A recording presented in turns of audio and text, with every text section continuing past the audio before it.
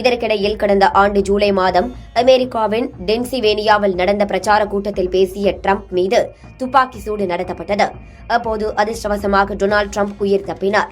இந்த தாக்குதலில் தொடர்புடைய பர்ஹாத் ஷஹோரி ஈரானில் தலைமறைவாக உள்ளார் என கூறப்படுகிறது.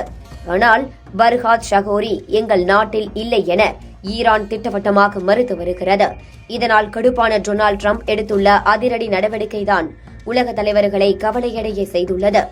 இதுகுறித்து பேசிய டொனால்டு டிரம்ப், ஒருவேளை ஈரான் என்னை கொன்றுவிட்டால் அவர்களை அழிப்பதற்கான அனைத்து அறிவுரைகளையும் வழங்கிவிட்டேன். அது மட்டுமின்றி அதிகபட்ச நடவடிக்கை எடுக்க உத்தரவிட்டுள்ளேன் என்றும் அதற்கான உத்தரவில் கையெழுத்தும் போட்டுள்ளேன் என கூறியுள்ளார் டிரம்ப்.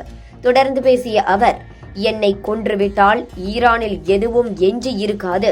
நான் சென்ற பிறகு துணை அதிபர் ஜேடி வான்ஸ் தொடருவார் என பேசியுள்ளார். டிரம்பின் இந்த அதிரடி பேச்சுதான் உலகளவில் பேசுபொருளாகி வரும் நிலையில் உலக தலைவர்களை கவலையடைய செய்துள்ளது.